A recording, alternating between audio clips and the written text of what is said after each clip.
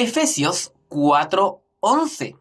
Y él mismo constituyó a unos apóstoles, a otros profetas, a otros evangelistas, a otros pastores y maestros. ¡Qué espectacular! Este versículo me gusta y cuando el Señor me llevaba a compartir esta reflexión hablando de este ministerio quíntuple que se le llama, ¿cierto? Que, que se da dentro de la iglesia, en una iglesia local, tú te vas a encontrar con hombres, ¿cierto? Con hombres y mujeres que ejercen este ministerio. Y dice que él mismo constituyó a unos apóstoles. Es genial porque muchas veces desde la iglesia, nosotros ya conocemos quienes participamos de una iglesia local, pero tal vez tú que nunca has ido a una iglesia, tú te has encontrado con a una persona que le dicen el apóstol, a otros que le dicen el pastor, a otros que le dicen el evangelista, a otro el maestro y al otro profeta. Tú dices, ¿qué será eso? Por honor al tiempo no nos vamos a detener a ver cada caso, pero hay una enseñanza, pero te lo voy a dar bien, bien general. Por ejemplo, el apóstol es un hombre cierto que enseña de las escrituras, que también planta iglesias como lo hicieron en la antigüedad. Eso en resumen, el profeta es la voz de Dios en la tierra, ¿cierto? La voz del Señor cuando te entrega una palabra de profecía, una palabra de vida. El evangelista es el que le gusta hablarle de Dios a las personas.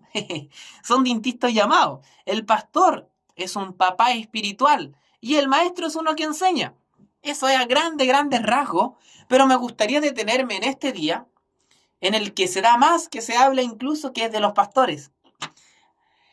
Lamentablemente, mucho hombre que ha ejercido el pastorado lo ha hecho de manera negativa y también ha fallado, también se ha equivocado. El tema está en que un pastor es más expuesto, se da, ¿cierto? Dentro de la iglesia se percibe más porque es una persona que tiene mayor responsabilidad. A mí normalmente te dicen, te crees pastor o eres pastor ahora. Y yo hago una pregunta antes de conversar ese tema, yo digo, quiero que es para ti un pastor. Las escrituras nos enseña que un pastor es un padre que direcciona, que ama, que aconseja a sus ovejitas, ¿cierto? Como lo hacen los pastores de la oveja. Ahí el ejemplo preciso de un pastor que cuida de sus ovejitas. Eso mismo tendría que hacer un pastor en una iglesia local, ser el padre, ¿cierto? De sus ovejitas, de su rebaño, como se le llame, pero no le hace mayor que otro. Y aquí nos vamos a detener un poquito. Mayor es la responsabilidad. Un padre de hogar, ¿cierto? Tiene mayor responsabilidad porque tiene que proveer para su casa, ¿cierto? Tiene que proveer enseñanzas, tiene que proveer testimonio, tiene que todo eso lo tiene que hacer un papá natural, ¿cierto? Para sus hijos, llevar comida, todo eso lo hace un papá natural. Pero un papá espiritual, que en las iglesias es un pastor, debe hacer eso mismo para sus hijos, cuidarlo, guiarlo, direccionarlo. Han habido muchos fallos en el tiempo, hombres de Dios que han fallado. Y eso no lo podemos negar. Y de eso vamos a hablar un poco porque el ser humano falla. Tal vez si tú has ido a alguna iglesia, mira, gran parte de personas que yo he conversado en estos añitos en el Señor han sido dañadas sobre todo por pastores que han consciente o inconscientemente dañado. Muchas veces es inconsciente, yo diría que gran parte de las veces es inconsciente, pero también hay algunos que van a lucrar con esto, lo dice las escrituras. Algunos van a manipular las escrituras y a veces incluso es por desconocimiento de la palabra en sí, de cómo Dios es. Me acuerdo este ejemplo de no sé si acá en Chile, tú me vas a entender mejor afuera, tal vez no lo comprenda, pero te voy a explicar un poco lo que pasó en un programa que se llamaba, creo que no se hace ya, En su propia trampa. Salía el tío Emilio, un hombre que, que exponía a quienes hacían cosas ilícitas.